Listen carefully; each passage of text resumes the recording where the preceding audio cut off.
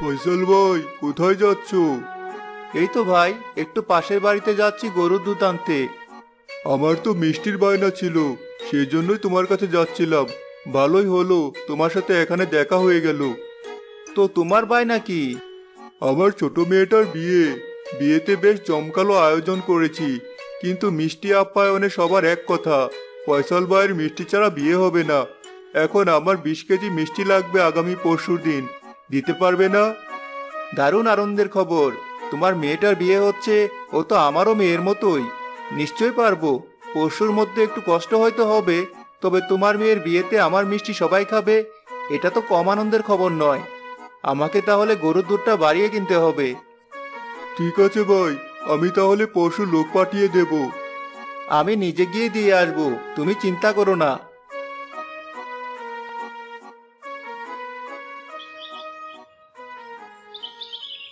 রহিম ভাই, আমার 5 কেজি দুধের কথা বলা ছিল, দুইয়ে রেখেছো তো?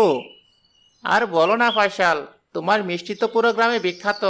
আমি নিজের জন্য না রাখলেও তোমার জন্য দুধটা তুলে রাখি। কিন্তু হঠাৎ গরুগুলোর কি যে হলো, আগের মতো দুধ দেয় না। তাও আমি রেখেছি। এই নাও। দাও দাও, আমি তাহলে চলি।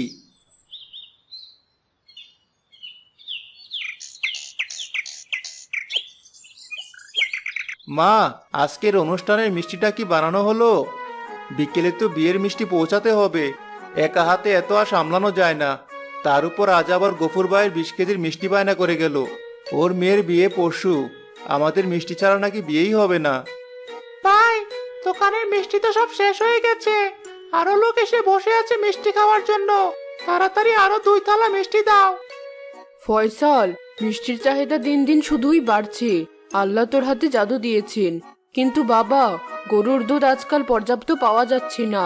গরুগুলোকে এত খাওয়াচ্ছি, তারপরও গরুর দুধ কম পাচ্ছি। গরুগুলো কেমন দুর্বল হয়ে যাচ্ছে। আমার বড় চিন্তা হচ্ছে। মা, এত চিন্তা করলে কিভাবে হবে? হতেই পারে মাঝে মাঝে এমন। মানুষের যেমন অসুখ বিসুখ হয়, তেমন পশু পাখিরও হয়।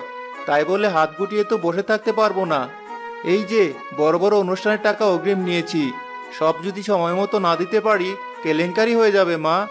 যেভাবেই পারি মিষ্টি বানাতেই হবে। আমাদের বাড়ির গরুর দুধে পোষায় না বলেই বাইরে থেকে কিনে আনি। সব গরু তো আর রোগা দুর্বল নয়। ঠিক আছে বাবা, বিকেলের বিয়ের মিষ্টিটা তো বিশেষ কাটা বরফি সন্দেশ। সেটা তুই ছাড়া আর কেউ বানাতে পারে না। তুই তাহলে দুটো ভাত মুখে দিয়ে বানাতে বসে পড়। আমি দোকানেই মিষ্টিটা দিয়ে আসি। আর শোন, পাশের বাড়িতে একটা নাম রাখার অনুষ্ঠান আছে।